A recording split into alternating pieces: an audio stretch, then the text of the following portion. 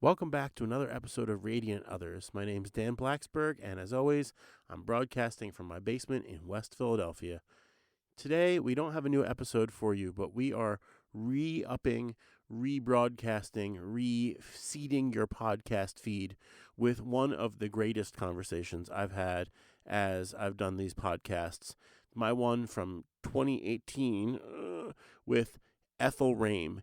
If you don't know Ethel Raim, you probably haven't been listening to this podcast because I think Ethel is the most name-dropped person by people I've talked to recently. She is a performer, a singer of Yiddish and Balkan music. She's been around for quite a while, and she's done everything from been in the Penny Whistlers to working with Oak Publications to performing at the early Newport Folk Festival, and as you'll hear, just hit after hit of stories. Every story is a gem, and they are fast and furious. This episode, I re-listened to it recently, and it goes by in a flash. Whew. And it's from a different time. I think you can hear that in my voice, in her voice, in what we're talking about, and, even what the idea of the present is. It was a really different time for our Yiddish scene and for our world.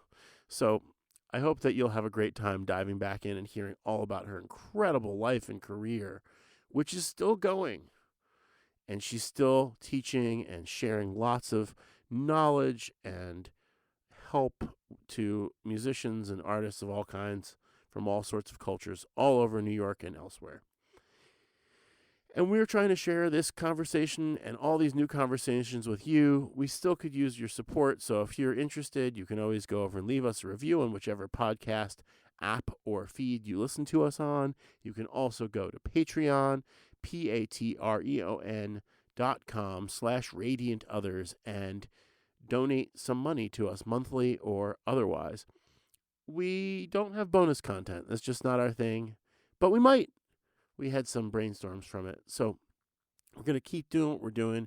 We've got a lot of new good conversations coming up the next couple months. In the meantime, enjoy my conversation in person, back when I used to do it that way, with Ethel Raim. Oi weh Mamen, ich spiel a Liebe, in fin der Liebe tit mir weh mein Herz. In fin der Liebe tit mir weh mein Herz.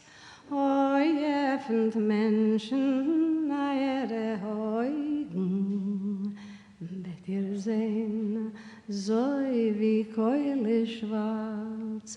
Oi effend Menschen eure Augen, bet ihr sehn, so wie Keule schwarz. Welcome back, everyone, to another episode of Radiant Others, a klezmer podcast.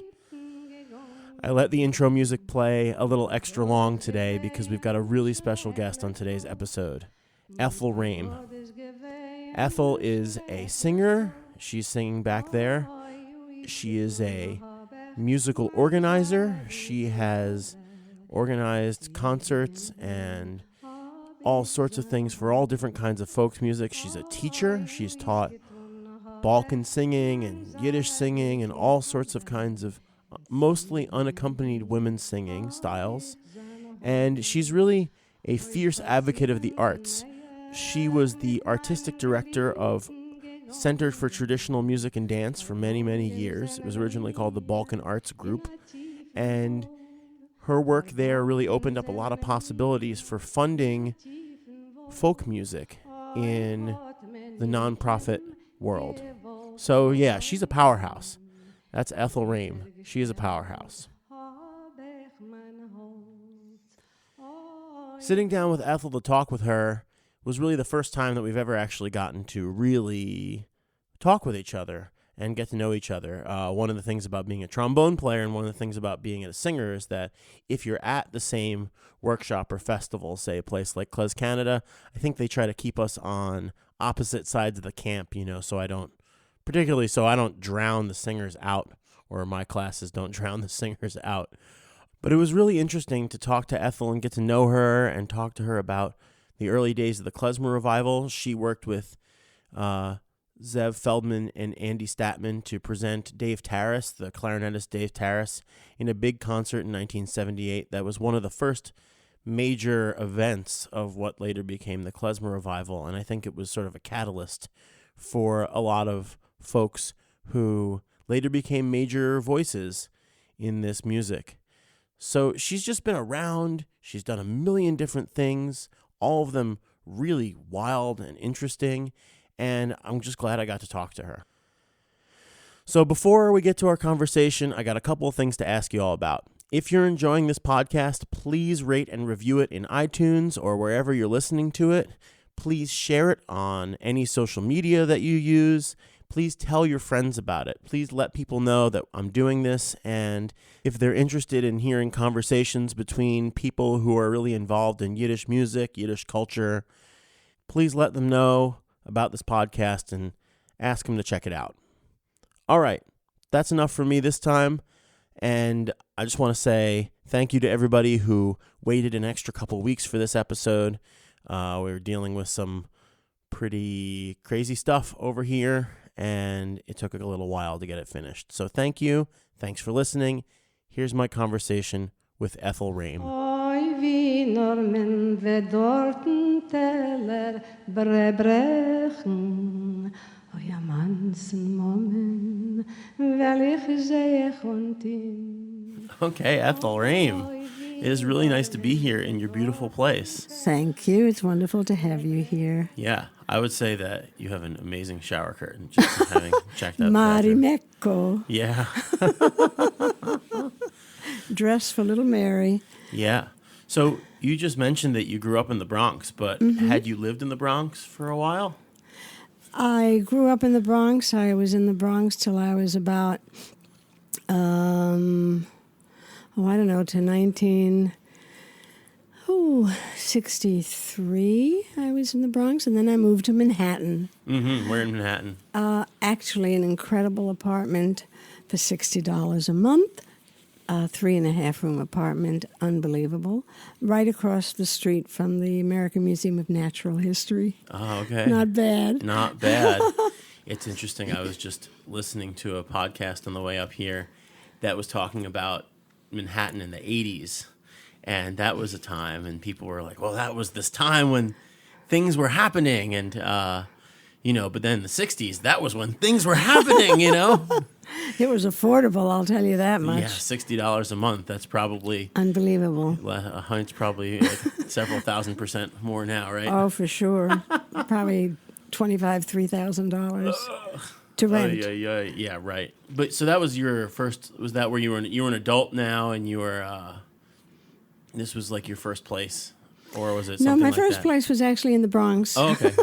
On Holland Avenue, Northeast Bronx. Okay. Sometimes referred to as Little Russia. The Coops were there, and I was on 2504 Bronx Park East. Awesome. Mason Bronx Park East. So was this this apartment in Manhattan, though? Was this the apartment? So I heard from at least one other person that people would used to come hang out with you after rehearsals, maybe after Capelli rehearsals. Oh, that's when it wasn't. Well, I was in Philadelphia for 8 years, from 65 to 74. Whoa! And then I moved to 100 West Houston Street, which was quite illegal because it was not residential. Okay. And I took an apartment on the 5th floor. The reason that we could get in is that we all worked at home. So I was teaching at the time. My neighbor was a film editor. Tom Malone from the Blues Brothers was on the 4th floor. No kidding. No kidding. Charlemagne Palestine, an artist, was on the 2nd floor. I certainly know Charlemagne Palestine. You do? Yeah. Oh, how do you know Charlemagne? Well, not personally, but it's through the experimental music scene. And Oh, I have friends who amazing. perform with him or something. Ah. And yeah, I just know his music. Yeah, so he was on the 2nd floor. What a world. And it's really an incredible New York story, that building, but that's maybe for another time. Well, we'll get there, I think. So, we just jumped around a lot. Let's just back things up again. Yeah, I think we could even just... So you grew up in the Bronx. Did you grow up with... You just asked me whether I spoke Yiddish, and the answer is not well. Everything I know is from song lyrics. Oh, that's a lot. It's pretty good, you know. But You grew up speaking Yiddish. No. No. I grew up in a Yiddish-speaking home. Got it. And my parents always spoke Yiddish to one another. And they were part of a movement of progressive Jews that wanted their children to speak Yiddish and know Yiddish culture. And they were part of the JPFO, Jewish People's Fraternal Order, the Shula system. And I went to Shuleins. Okay. Starting at the age of, I don't know, maybe 6 or 7. So I learned the letters, and I could read, and I could write, and speak a little bit. And I had it in my ear, and I sang Yiddish songs forever. Growing up. Yeah. Yeah.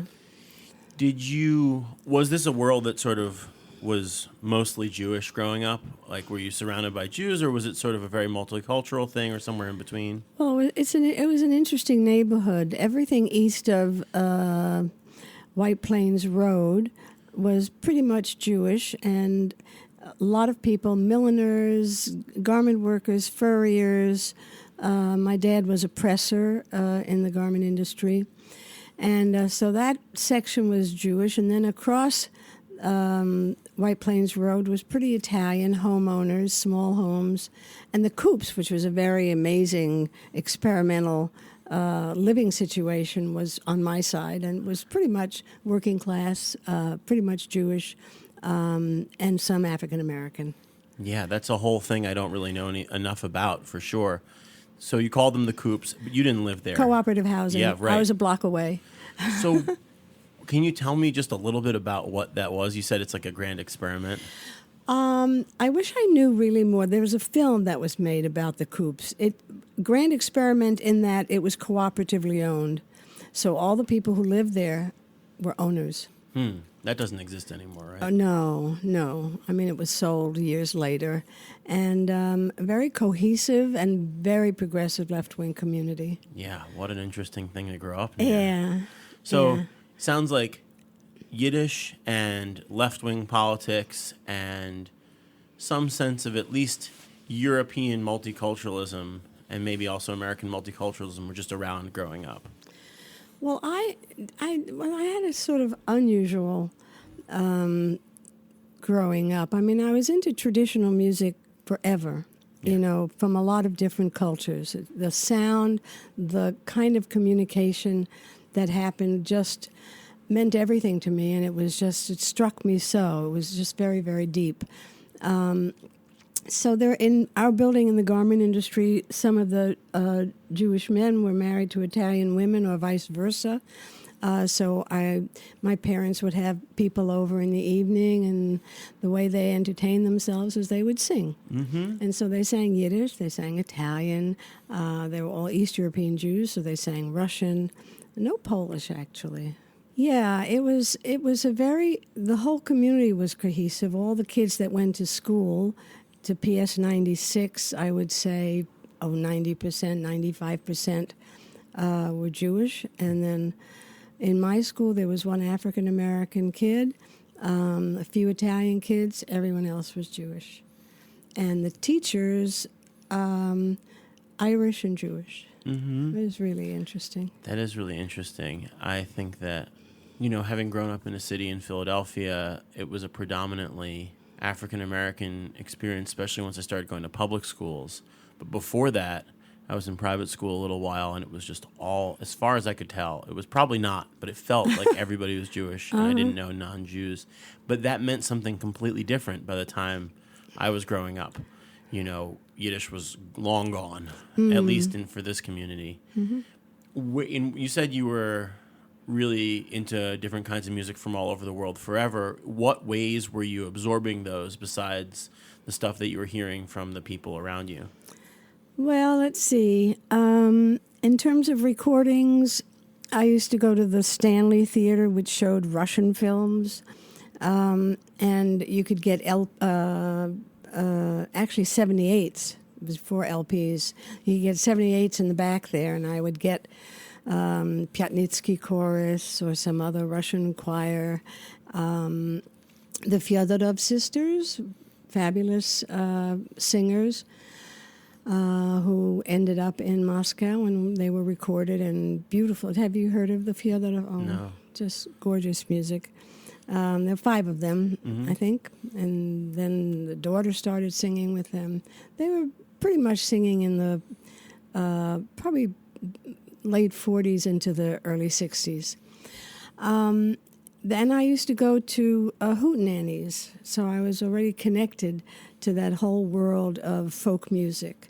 And they would have people singing in different languages. Of course, in those days, the people, for the most part, who sang in other languages, they sang the melody and the words in the other language, but there was no real sense of the actual style. So I sort of noticed this as a very young person, and so I think if there was a thread through my entire life, it was really to be able to get to that root way of singing, to that traditional styling that was so incredible for me. Yeah. I think of it as like the easiest way to describe it is all the stuff you can't write down on paper easily. You right? got it. Yeah. And that's definitely something that I think of you as sort of carrying that really strongly in your own performances. And I haven't yet gotten to taking a class with you at one of these things, but someday. So it sounds like the work that you've sort of made your life's work has just been the same thing that you started when you were a kid. So how did it come to be that, I mean, well, I want to hear a lot about like how Balkan Arts Group and all that stuff came together, but how did it come to be that your passion as a person sort of, you started to see that possibility as a career? I mean, you said you were in Philadelphia, so was there an academic component to it, or? No. So the way it started as a career, I never thought about it as a career. You have to understand that in those years you could really live on very little money. Rents were very low, and the jobs I had were like 2-3 days a week, or if I earned $75 in a week, that was a lot of money. And the trajectory is interesting. So I went to PS 96, and then I went to Christopher Columbus High School. I went to Camp Kinderland from the age of 4. They almost kicked me out because I was so young. Wow. But then they saw that I was the only kid who could tie her shoelaces, make her bed. I was so independent. So they said, oh, good, we'll keep her. Truly, they marched me to the director's office, said, this child is only 4 years old. Get rid of her. Was this a sleepaway camp? Yeah. Whoa. It was wonderful. It was opposite Kindering, right, on Sylvan Lake. But you were cool with being away from home for a couple weeks. Well, I mean, I had an unusual history. My mother died when I was 3 days old. Oh, okay. And I was in an orphanage from then on till about 3 years and a few months. Wow, I did not know that. So when I went to camp, I was used to it. Right, yeah. It was normal. I wonder where that independence streak came from. Yeah. Yeah. So camp, there was singing, and certain people that came through camp were better singers than others, and I would gravitate towards them, and I got very, excited about that. I learned about Folkways records when I was very young, and I bought all the Woody Guthrie records and the Leadbelly records, and these were my favorite singers. And they weren't very, and then Peggy Seeger, yeah, as a bridge from traditional singing to more contemporary interpretation. And I had my own little phonograph recorder player in my room, about 15 by 15 by 7, and I would put my records on. I would shut the door, and I would listen to music the whole day. Okay, yeah. And then I think what happened is people who were already involved in one way or another with traditional music would sort of see me and say, let's nab her, because what they saw was someone who was passionate about this. And that's what happened with Folkways. I started working, I did, graphics, but graphics in those days, you had sheets of paper and a drawing board and a T-square, and you made it level, and you pasted down things. And so I did the booklets for about 2-3 years. Wow. For Folkways. And I used to put a little E.G. because my birth name was Goldstein, which I found out was really Safirovich, but that's another story. We'll get to all of it, I hope. Yeah, so I did paste up for them, and I was connected with Folkways, and I would see Mo Ash every day, and Pete Seeger would come through, and Peggy Seeger would come through, and Ewan McCall would come through, and John Cohen would come through, and different people doing the graphics, different people doing the recordings.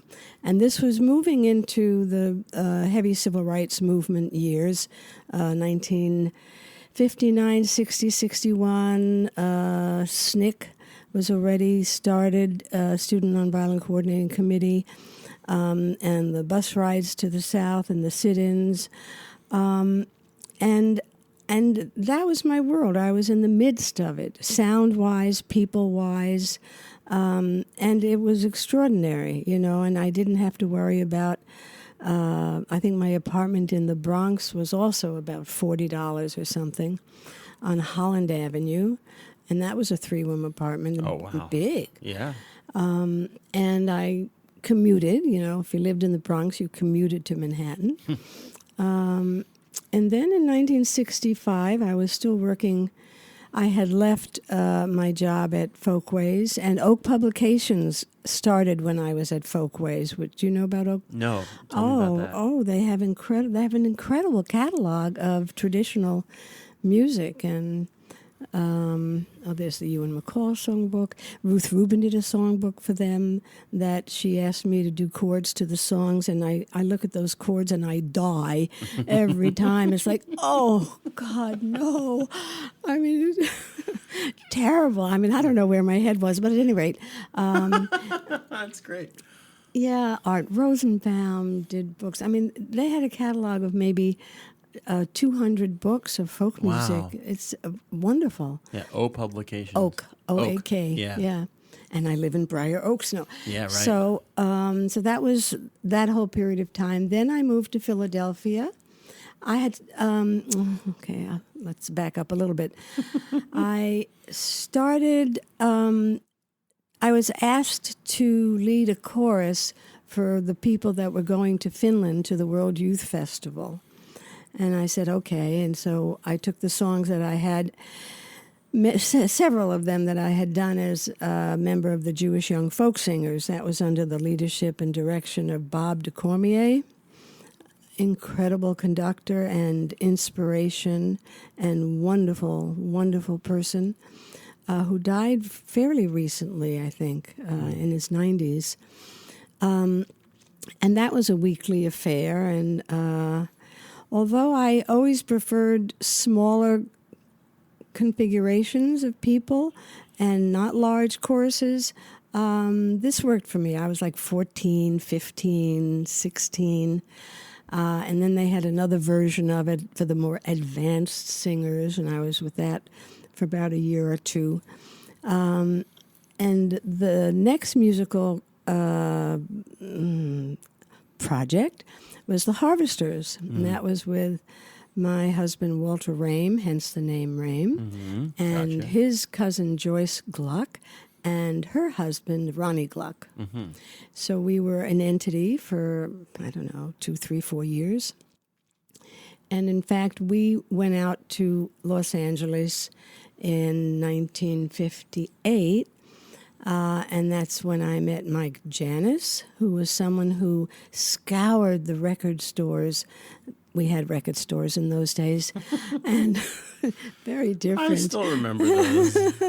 And and he'd pick up Georgian records and Hungarian records and Moravian records, and I mean he had an incredible collection. I think one of his parents was Polish, one was Ukrainian. Mike taught himself Yiddish, and he spoke Russian and Ukrainian. He was a fantastic singer. Wow. Just a firebrand.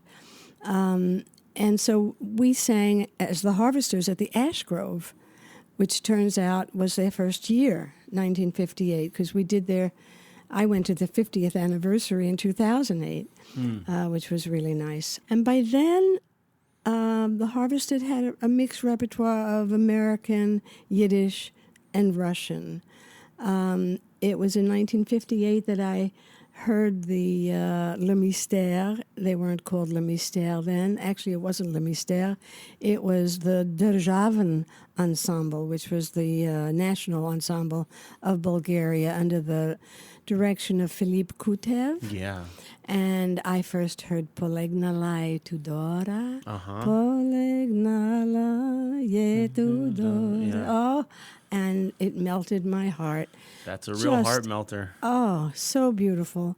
And when I came back, let's integrate this with coming back from the World Youth Festival from Finland.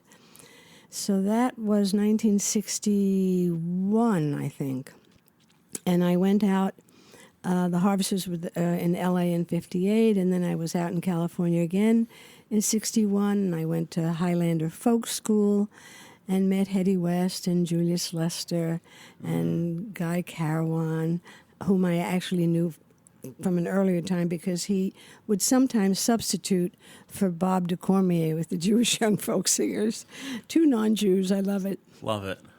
And at any rate, so when I came back from Finland, Francine Brown, who was Francine Kamen when I knew her, as when we met, I was, I guess, 5 years old, and she may have been 6. Okay. And we lived next door to each other in the Bronx. Yeah. I was in 3F, she was in 3E. Oh, wow. And we used to play piano. We shared a wall, and I played one part, and she played the other part, and we would play No through kidding. the wall. That's amazing. Oh, God. What a great story. So she said, why are you doing this chorus? Why don't you? And in the meantime, I'll back up just a little and get back to Francine. Sure.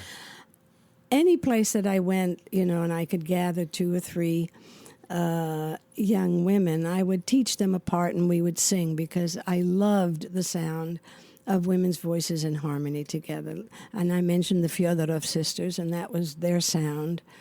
And then even though Filip Kutev had the choir, again, it was all women's voices, maybe 2, 3 parts, sometimes 4. A lot of the songs were just 3 parts. So I would transcribe them from the recording. This is before the amazing Slow Downer. I know, what a tool.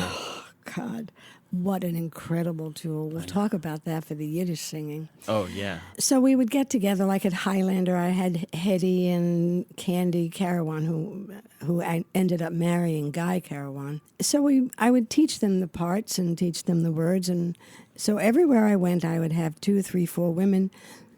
We'd get together, we would sing, and it was heaven. We love you. We love you, Michka. Żadna ku nas jednakos. Не пускают меня молодца. Меня молодца.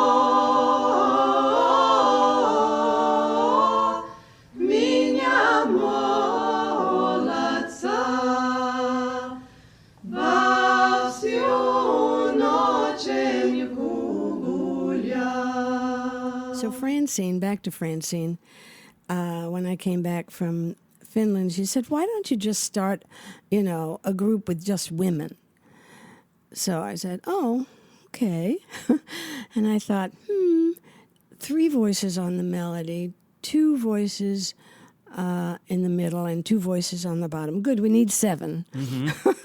So I went through, I called different friends, because we were all friends, which is a plus and a minus for a professional singing group. I can imagine. And we had our group. We actually had 2 different women for the first year. And by the second year, we had 2 other women that came in, and we were 7. And so that was the beginning of the Penny Whistlers. And the repertoire reflected pretty much what we did with the Harvesters, except without instruments for the most part, and with the addition of Bulgarian, Macedonian, Serbian songs. Right. I mean, it's such an interesting situation. I was listening to the Penny Whistlers record last night, and it's great. I mean, and the harmonies are great, and the performances are really amazing. What was interesting to me about what you were saying is that there's no careerism. There's no sense of, it's really just the people you're around, and then making the most of what was happening, you know, and some opportunities. I think that's so interesting in two directions. On the one hand, it says a lot about, like, make something special with just the people you're with. On the other hand, a lot of people from the outside, maybe me or maybe somebody, might look at that and say, well, that was where the scene was. That was where the stuff that inspires me was happening, and they did it because I don't know why, you know? And so it's so interesting. I think that nowadays you could never have, or it would be very difficult to have such a free life. Totally. Unless you were independently wealthy. Yeah, that helps. Or have, you know, I've met some people who have still figured out how to sort of live beneath the surface in certain ways. And but to have that mix of access to stuff, you know, and mix of different people who are famous, people who are not famous, people who are sort of on the forefront of movements, people who are in the back. I think that doesn't happen as often, to have that big mix anymore. So that's just really interesting, is that we've gotten up to the Penny Whistlers, and there's not really, it's just sort of going with the flow. Yeah, it was interesting. We had two opportunities to sort of go wider, and I wasn't interested in doing that. We had Melanie, I forgot her last name, the singer. She did that song, Poor Little Hungry Kids Out on Their Own. I think it's a song about Woodstock. So I had kind of connection to all of these people, but it didn't speak to me as the traditional song spoke to me. So to sort of write original stuff in general, or to go for commercial success? I don't think I thought of it as go for commercial success. I thought of it as just doing what I really like to do. Sure. But that's what you saw them doing, or what? No, that's what I saw us doing. The Penny Whistlers. Yeah, when you said turning away, what do you call it? You said chances to go bigger that you sort of turned away from. Yeah, they wanted us to open for Melanie at Carnegie Hall or something, and then sing with her, and the dress didn't fit right, or the clothes didn't fit right. Gotcha. So that's so interesting that just going along, you sort of find yourself at the record business and all this stuff. I mean, that's something that, you know, first of all, whether there's a record business anymore is a good question, but just even, you never had to search for anything in a way. It was just, It's true. No. It's true. And what I said before, that people would sort of identify me as, when I was working with Sing Out, I, again, was very interested in, there was no way to transcribe something that conveyed even some of the styling, but I wanted desperately to do that. I think Bartok talked about it as prescriptive and descriptive transcription. And I met Ralph Rinsler around that time. And he said, why don't you do some field research for the Smithsonian Folklife Festival? Oh, how about that? What a nice opportunity. Yes. But now, did these things pay? Was this sort of like one job to another as a freelancer? Or was it sort of like, well, it kind of doesn't matter because I can go work at the whatever store or whatever in between and make money? It all paid. It paid little. I don't know what I was getting at Folkways and Oak Publications. I was paid by the hour. So my time was my own, in that if I had something out of town, it was okay. I could leave. And I did take a full-time job, I think in 1964, with Folkways and Oak Publications, and it felt awful. And I did it, and I remember carving out a bird in a rubber eraser, and that became my insignia. It was like I was caged bird. Some of us might not be meant for traditional employment schedules. Yeah, so that I think that lasted about a year, and then in '65, that's when I moved to Philadelphia, and I was back to freelancing. And by 1968, I started teaching. Let's see. It's an interesting thing that happened. Bill Vanover, you know that name? No, but not as well as I should. No. He played on one of the Penny Whistler records, and he is a musician and singer and American and Greek, and he married Olivia Drapkin. I hope I have her last name right. And they have a group up in around New Paltz, and I don't remember the name of the group. But at any rate, Bill lived in Philadelphia, and he came over and he said, can you teach a group of us to sing like you did with the Penny Whistlers? Mm-hmm. Was the Penny Whistlers over at that point? No. Okay, no, still going. We were thriving. This was 1968. We sang until about 1974. Okay. Formally. And when did you start? About 1962. Okay, that's a nice run. Yeah. I think it was 62. Mm-hmm. Yeah. It was right after Finland. Mm-hmm. Okay, so then he mentioned you wanted to and he teach said, some would you people. do that? I said, well, yeah, okay, let's give it a go. So 7, 8 people would come to my home once a week, and I would sing the Penny Whistler repertoire. We would talk about voice production and getting out a sound. I mean, it's terrible when you live 80 years because you have all these chapters, and they're intense chapters. Yeah. And I remember when I came back from California in 1961, and I had heard this woman sing. I think she must have been part of Aman, maybe, or one of the West Coast groups. And she was singing La Darke, a Croatian suite. And I heard her voice, and I said, wow, I've only heard that style of singing on record. I've never heard it in person. If she can do it, I can do it. So I went back to my little Bronx apartment, and I went into my closet in my little hallway and wailed and experimented with, getting a different kind of sound out. You have to know that when I went to school, they sang Columbia's the Gem of the Ocean in some high falsetto voice. This was the image of singing for young girls, Sure. at least in this setting. Right. There are many other settings where that wasn't the image, but at PS 96, this was the image. Oh, Columbia is the gem of the ocean. I mean, it was ludicrous. Yeah. And it felt so silly on me. But then there was this voice. So I went into my closet, and so this is what I started doing really with the Penny Whistlers, was getting them out of that image of singing in a tiny little female falsetto voice. Right. I mean, that's what's so wonderful about that Eastern European and sort of Balkan styles is very full-voiced singing. Exactly. Yeah. Exactly. Powerful stuff. Yeah. Na visočerdach,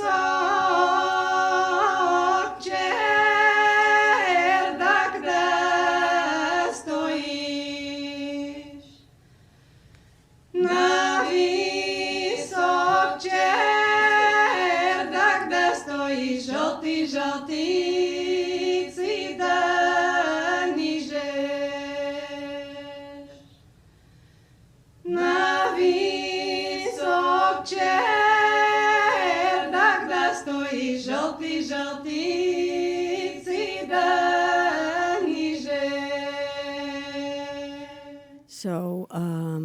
So I did that, and then that's when I started transcribing the Kutev songs and the lyrics, and I didn't know any Bulgarian, so I would transcribe the syllables and run off to the Bulgarian consulate in New York, and they would make words of my syllables. Wow.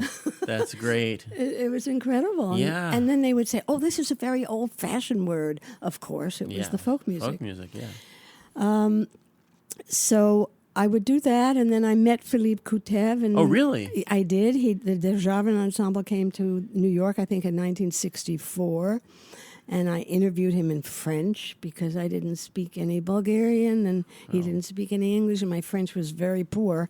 But at least, we could have a conversation. And he gave me 7 little thin, slim volumes of the arrangements and the songs of the Really? group, which was fantastic. That's so interesting. It's actually great that happened to you in general. That's awesome that happened to you. But it's also great for this conversation because one of the things that I wanted to sort of tangent on was just that music. And so he was the arranger for all of those tunes. That was his arranging style. It's not only arranger, he went around the country and picked the singers. Gotcha. And he really had a predilection for really sweet voices. And that ensemble is really very different sounding than Le Mystère, which was the ensemble of the radio and television. Okay. So I guess I don't know this earlier stuff then. Well, you may have heard it. It was the Javan Ensemble. They recorded. The first recording, I think, was a 10-inch Philips recording, and then that got bought and became a 12-inch Angel recording, and then the guy from Elektra Records and Al Grossman, I think it was they paid to have it put out on Elektra. So there's an Elektra recording of the Angel recording of the Philips recording of the Kutev Ensemble, if I'm not mistaken. Yeah, Jack Holzman. Okay. Was What's Elektra. so interesting for me, at least with the Mystère stuff, is how folksy and modern it is, especially those harmonies. And I know that the folk traditions sort of have the seeds of some of that stuff inside it, but at least in the West, people have tried all sorts of these kind of fusions of classical music, and there's more and less successful stuff, but that stuff is so particularly successful in fusing this sort of modern harmonic sensibility or classical or sensibility into that folk music. And I was just wondering, who was this guy? But you met him. Yeah, he was extraordinary, and his arrangements are very different from Le Mystère, because Le Mystère, the arrangements and various other people that got involved had much more complex arrangements. And I think the thing that was so ear-catching for both choirs is that the singing was a traditional style of singing overlaid with this very sophisticated harmony. Less so for Kutev. He would do stuff in thirds. He would maintain drones, and in the western part of Bulgaria, a lot of the singing is done with a drone and the melody traveling over that. And then a little bit more complex in some of the villages, Satovcha, some interesting 3-part harmony, but drone-based. It was that juxtaposition of this open singing with these harmonies. And the other thing is that, especially for Kutev's group, it was still an untempered scale they were singing in harmony, which is interesting. Yeah. How does that work? Right. Well, it worked. Yeah, you just go for it. Yeah, it was just amazing. So that's the piece with the Bulgarian, with the getting the words, getting the music. And then I went to Koprivnica in 1965 for my honeymoon. Very nice. And I met Raina Katsarova, a fantastic ethnomusicologist and just a fantastic person, wonderful. And she took me under her arm, and she would point out, this is in 7, this is in 5, this is in 9. And so I first had my exposure to a whole host of mixed meters. And I guess the penny whistlers had already been singing Polegnala, which is an 11, but it was wonderful to sit with Raina, and they allowed me to record. And she explained everything as it was going on. She took me under her wing. It was lovely. What were you recording on? Well, that was another story. I was recording on a Nagra. What was a Nagra was the first, I believe it was the first portable professional machine. Okay. Reel to reel. Yeah. And I knew about this because Jack Holzman, I think his friend Kudelski in Switzerland, was making this Nagra. And so there I schlepped up to some city in Switzerland, Lucerne? Maybe not. But at any rate, I was with Hetty West. We drove from England to Switzerland. I picked up, right, so it was my honeymoon, but then Jesse I love this. couldn't go. Wait, your husband? Right. So he went back to New York, and Hetty West and I drove through Switzerland, and then into Bulgaria through Yugoslavia in those days, former Yugoslavia, and so we picked up the Nagra. And it was a machine that you could literally drop down a mountain and it still worked. Right. It was fantastic. Julie says, Amale, Jesse comiti. Julie says, Amile male, Perinska planina. Julie says, Amile male, Perinska planina.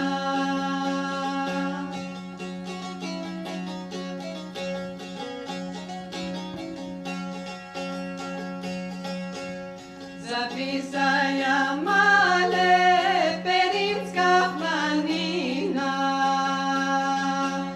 Perinska planina le male, Petrička pateka. Da ne može male pile da prelita, a to ne le milo le male tebe da zamine, a to ne le milo le male čovek da zamine. Let's start thinking about klezmer music, right? Oh, okay. I mean, what a weird thing, this idea of klezmer music, you know? So Yiddish was a part of your life. Yiddish songs are a part of your repertoire, but it was never a sense of, seems like it was never a sense of, well, we have to do Yiddish music as opposed to all the musics that you're interested in. It was just one piece. Yeah. What, you know that, so I had met Zev Feldman, I guess somewhere in the mid-'60s, maybe 66 or so. Oh, wow. Yeah. And he ended up playing with the Penny Whistlers on our recording that we did in 1967. Yeah. Huh. Yeah, he and Bill were Okay. on that recording. What was he playing, percussion or? Bill? No, Zev was Zev. playing tapan, Uh-huh. and Bill was playing my tambura. So when I joined Martin Koenig with the Balkan Art Center, which was about 1975, I met Martin in 1965. Right after I came back from Koprivstica, he was very interested in Balkan dance and wanted to go to Bulgaria, had good connections with what was then called Committee for Friendship with Foreign Countries. And so he wanted to borrow my Nagra, which he did in 1966, and he made his first trip, I think that was his first trip, in 66, and his trips were 66 to 71, if I'm not mistaken. Every summer, you know, he was a teacher at Seward Park High School, and he would, his passion was Balkan dance, and he would go off and record and film. He's a beautiful photographer, you know, he has a book out of gorgeous photographs. And so in 1968, the Penny Whistlers had performed at the Newport Folk Festival. Okay. So I already knew Ralph, not that well, but I knew him. He already was interested in the fact that I loved traditional styles so much and that it meant so much to me. So in 1968, he invited me to the evaluation of the Newport Folk Foundation. Who is people. Ralph? Ralph Rinsler? Oh, he's a giant. I just need to know. Yeah. He's a giant. He started the Folklife Festival in Washington. Okay. He was the field researcher for the Newport Folk Festival. He was the inspiration for them having traditional singers come to that festival, and they would get the big names for the big stage, Judy Collins, Joan Baez, and then Dylan, I guess, by 1964, and The Loving Spoonful, and blah, blah, blah. And Ralph would make sure that they would have someone like Mississippi John Hurt, Almeda Riddle, Doc Watson. So Ralph was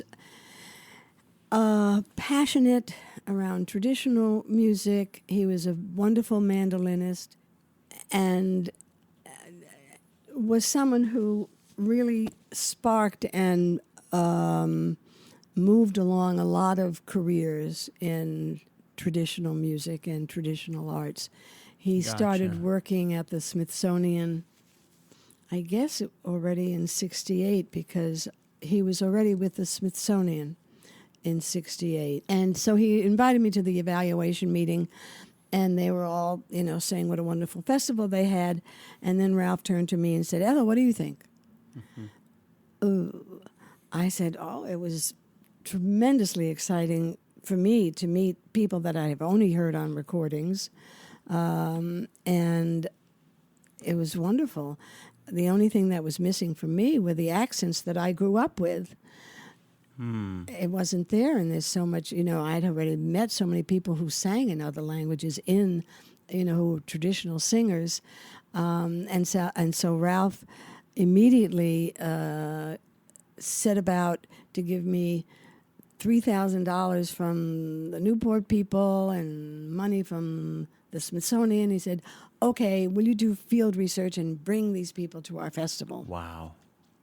And I'll tell you an interesting story around that and that whole concept of, accents that I grew up with, because this music that was thriving in ethnic immigrant communities was so under the radar, except for Tex-Mex, except for the music in the Southwest, and some of the music Ralph had already brought. Cajun music was not as much under the radar. Ralph had already, and Lomax had already worked with Cajun musicians. And Ralph had brought the Balfa Frères, the Balfa brothers from Louisiana, wonderful Cajun musicians, really unbelievably gorgeous. And so I started to do some field research. I didn't know how to do field research. I mean, I didn't learn about interviewing or anything. I mean, I just sang and loved the music and learned on my own. And so Ralph worked with me in New York City, and he said, all right, let's go on 14th Street. That's, a lot of Spanish-speaking people from Spain, actually. That whole block from 8th Avenue, 9th Avenue to 7th Avenue on 14th Street, a lot of Spanish restaurants. So we went into the record shop. Yeah. And we asked, are there any local musicians? And the guy said, oh, yeah, Antonio Mosquera. He's a bagpiper. He's from Galicia. So we got his information, his coordinates. We went out to Long Island. He's a baker, wonderful bagpiper from Galicia. And we brought Antonio and his granddaughter to the festival the following year. That was a first. And we also went on 8th Avenue. There was Kentrikon, I think it was called, the Greek record shop. And we asked whether there's any local musicians. And so he opened up his big Greek newspaper, and he said, let's see what societies are having what events. Because all the societies, people think of Greek community as one community. It's all of the little individual regional communities, the Ponts, the Cretans, the Epiroti. They all have their own societies. So that night, there was something in the Pontic community. And so we went. It was at Crystal Palace. Crystal Palace was a place where all the different communities held their events. So you might have the Hungarians on the top floor, the Italians on the next floor, the Ponts on the second floor, someone else on the first floor. And it was a hotbed of music from New York City, I immigrant bet. music. And so we went in. Ralph was a little impatient. You know, we walked in and there was kind of an American Greek dance band playing, about 4 people up kind of dancing. Everyone was sitting and eating. And he said, let's go. I said, wait, let's see. And sure enough, in about 15 minutes, a single guy gets up, Bozanos Belios, who was Roma, got up and started playing the lira, and everybody got up on their feet, from the 90-year-olds to the 6-year-olds and younger, and they danced. This floor vibrated. I thought for sure we're going to land on the floor below because that Pontic dancing had that wonderful da-da, and everyone is stamping at the same time. Wow. And the floor is vibrating, and it was an extraordinary scene. Yeah. Just extraordinary. And so this was my early experience of doing field research, which was, go where the community is and speak to people. And there are people in the community who aren't themselves necessarily the musicians, the movers and the shakers that way, but they are so in love and passionate about their own culture that they want to not only participate all the time, they want to share it. They want Americans to know about it. So Tommy Tormanidis was the guy who came over, and we started speaking with him, and we invited the musician down to the Smithsonian, and we made all of our arrangements, and that was the New York piece. And then I went out to Western Pennsylvania, Aliquippa, to work with Serbian and Croatian musicians to bring them to the festival. And they were living in Western Pennsylvania. Oh, yeah. They're all Interesting. steel workers. Of course. Yeah. And I called Dick Crum because he was very active, of course, with Duquesne, and spoke about 10 different languages. He taught himself Romanian because he grew up in a Romanian community. He was Irish. All right. And he said, there's a club where I used to see some old timers, and he gave me the name of someone who was one of those old timers. So I called somebody. It was Matt Prigoritz. And I went to his house, and sure enough, he had a band called the Old Timers. And they played Croatian music. It was beautiful. Amazing. With tamburica, the instrument in the tamburica family, the bugaria, which is the pa, pa, pa, offbeat, and then the brach, which was second, and then the prim, which was the first melody instrument, and they were wonderful. And his daughter, Francie, sang. She was blind. Beautiful, beautiful voice. And so we talked about bringing them to the festival as well. Francie and someone actually did come to the festival. The Pontic Lyra player did not show up. Oh, no. Yeah. It's really, it's almost in anything that you do, but especially with a first-generation immigrant community, that sense of trust is not there. Sure. And for good reason, many times. And so it really was a process of gaining trust and developing the kind of relationship of mutual trust where people were more open about who they were and what they wanted and their aspirations and what they did and all of that, and a sense of accountability both ways. One, that you're going to pay them, which was always something that the Smithsonian did, although they could have paid more or should have paid more, and I'll get to the Balkan Arts Center back there. It's okay. We got plenty of time. That was so important to always pay musicians. Yeah. And so 2 stories that I need to interject. One is that the following year at the festival, we were featuring that. So that year, the Smithsonian Festival would feature one of the states. And that year they featured Pennsylvania, which is why we went and did field research in Pennsylvania. The following year, I think the state of Maryland was being featured. At that festival, one of the lyra players came down with Tommy Tormanidis and 5 or 6 other Greek Pontic fellows. They said, "We're here." It was beautiful. That's so great.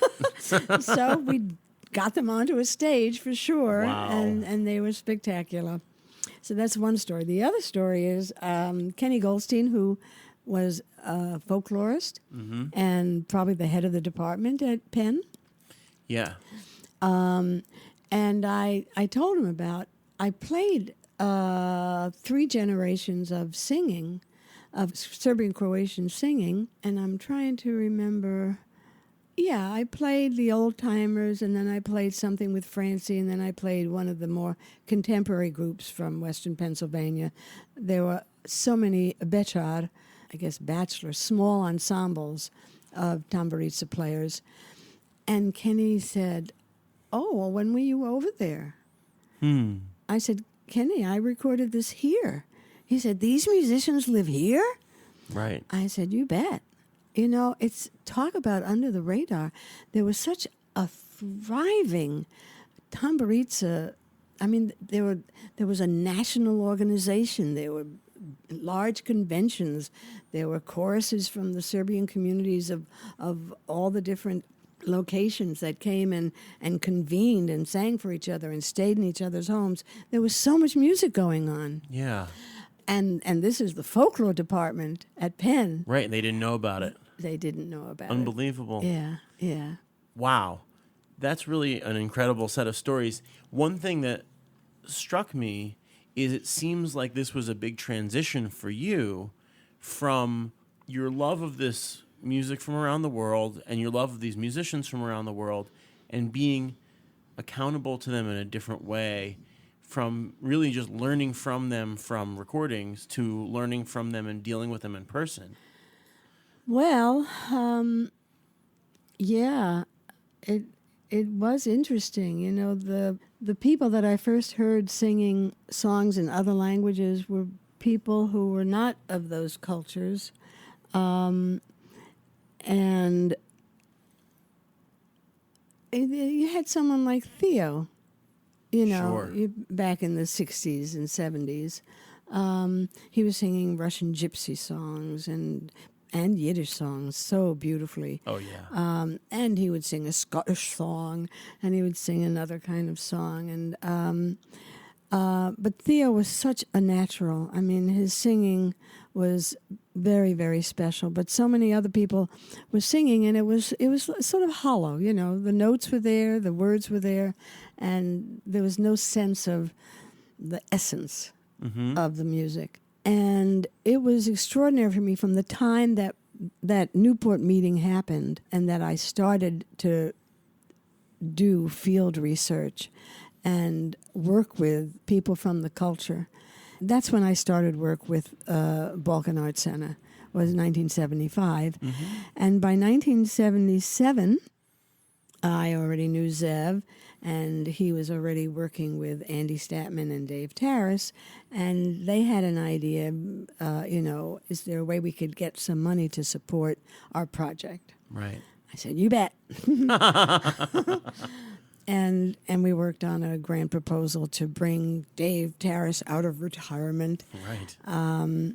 And the person on the other end was none other than Ted Levin. He was an intern at the time Yeah. with the folk arts program. So I was in contact, and that's how I got to know Ted. And that was a great liaison. And we did get the funding. We did do the Terrace concert.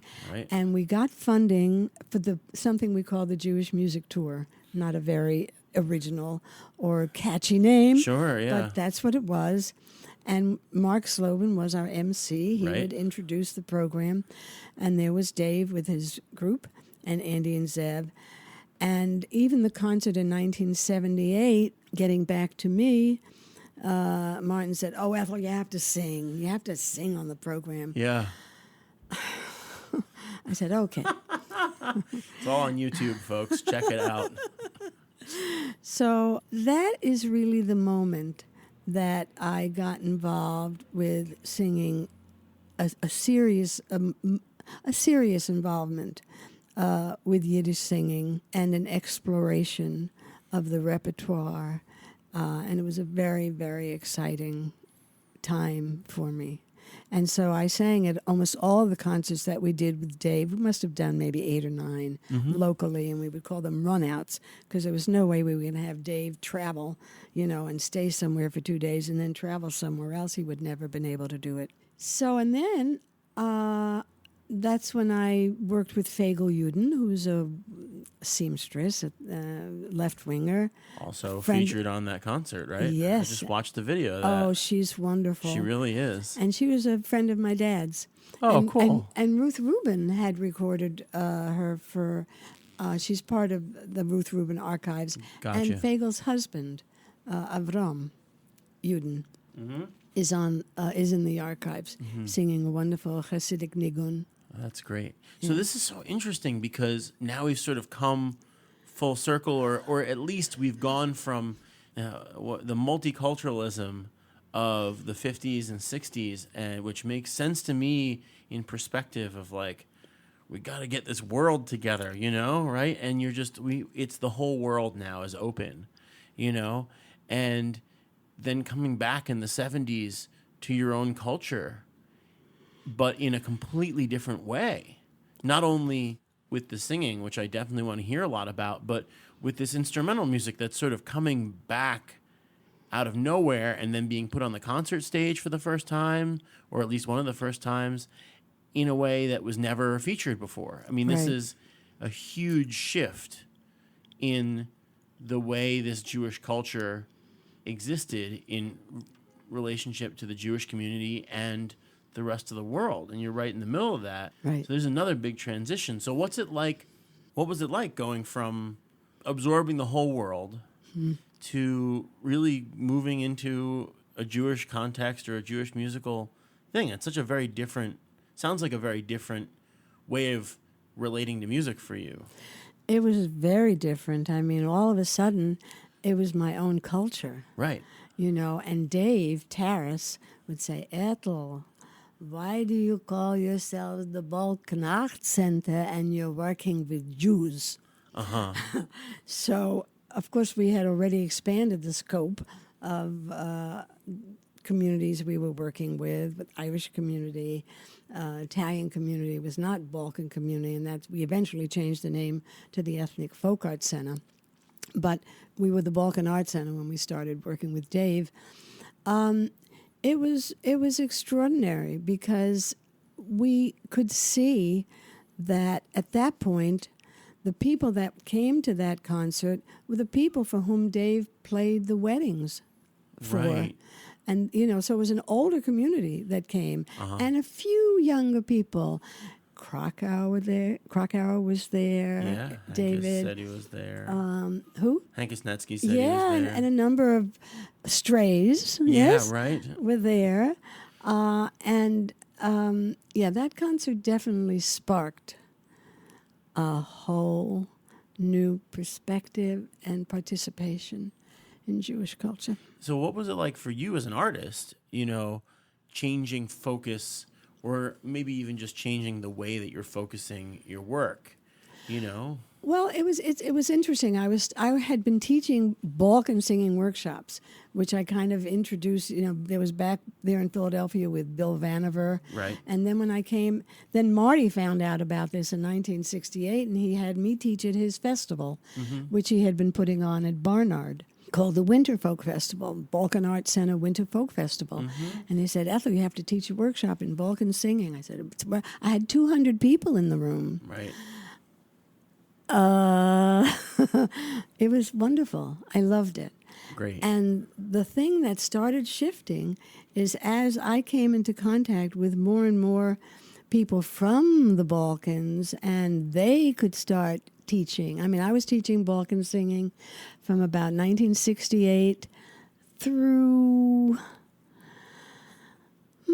I don't know what year I stopped. Maybe 76.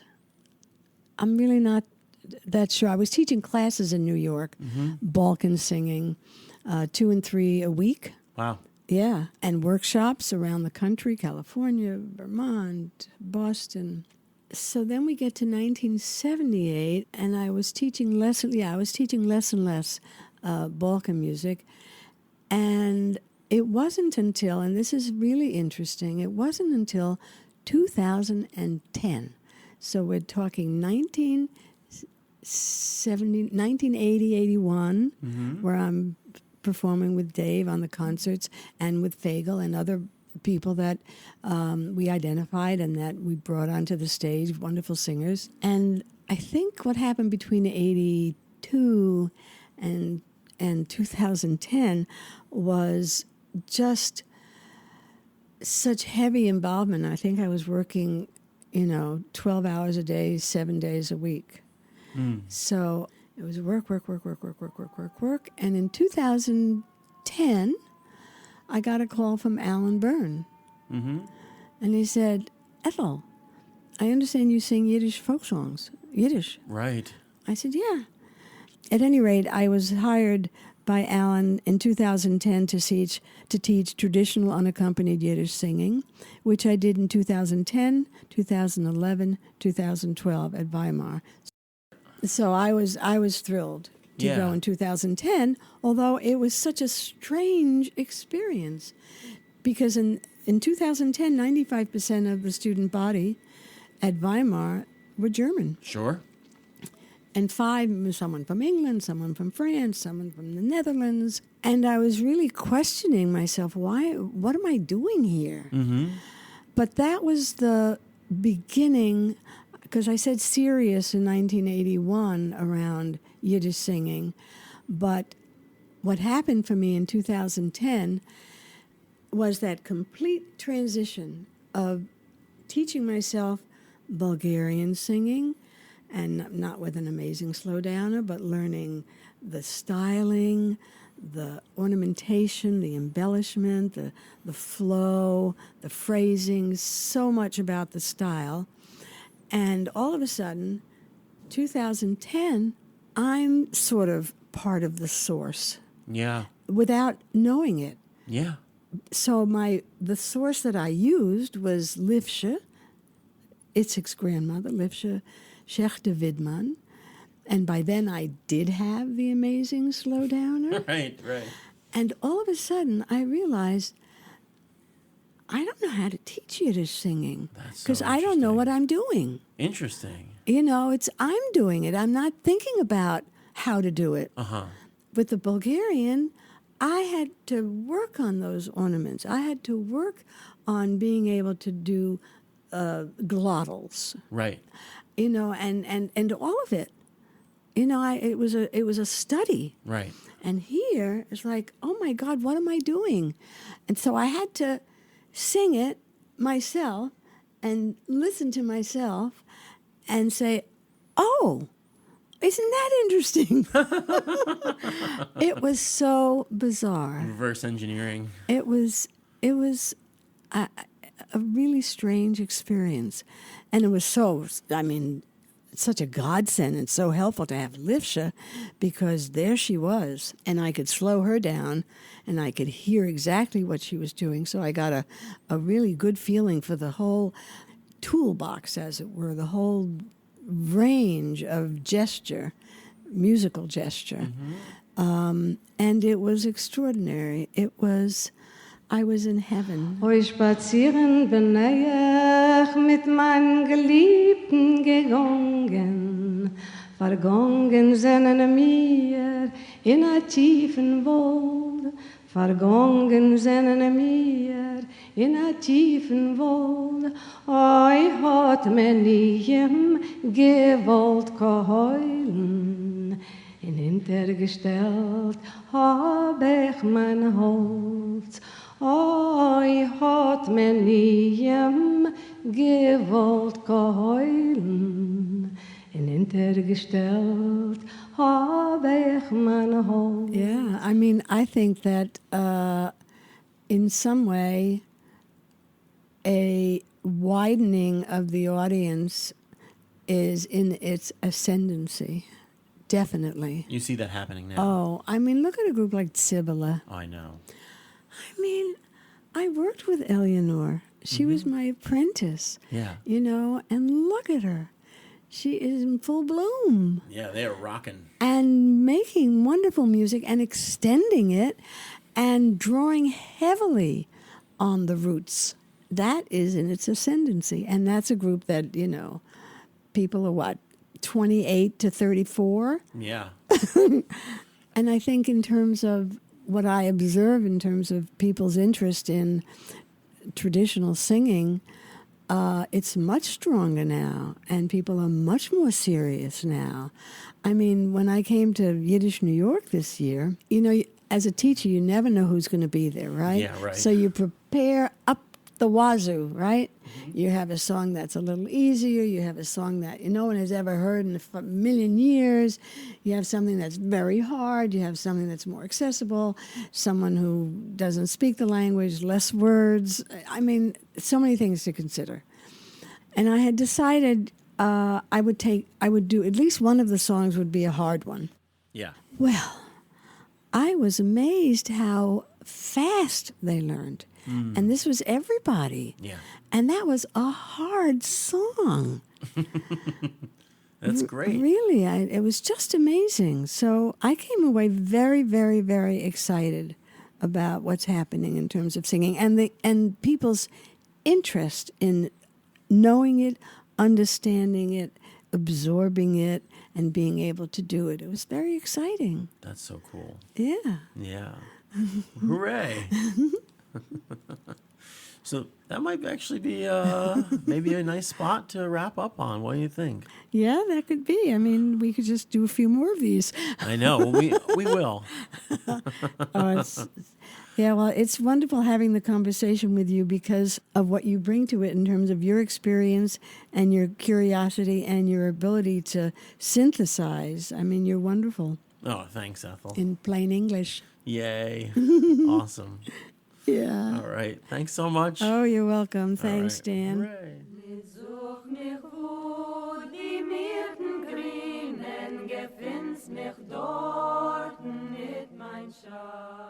Well, that's my conversation with Ethel Raim, the great Ethel Raim. There's really nobody like her. I was really surprised by a lot of those stories, and it's just amazing how she's been in the thick of things for her entire career. It was a real pleasure to talk to her and get to hear all this great stuff. And that's all I got for this time. I have one more episode in the can that I'm going to prepare featuring the amazing Barbara Kirshenblatt Gimblett. So stay tuned for that in a couple weeks. And in the meantime, have a good Shabbos, and in however way you're celebrating, a Zisen Pesach.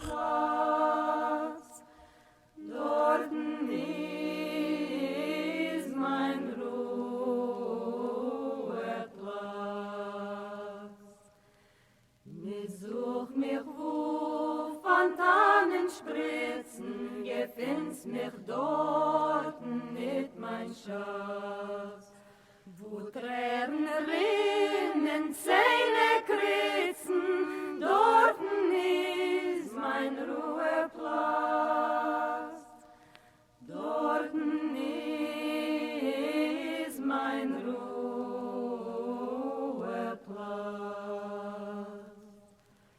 Und liebst du mich mit wahrer Liebe, so komm zu mir, mein guter Schatz. Und heiter auf mein Herz das Triebe,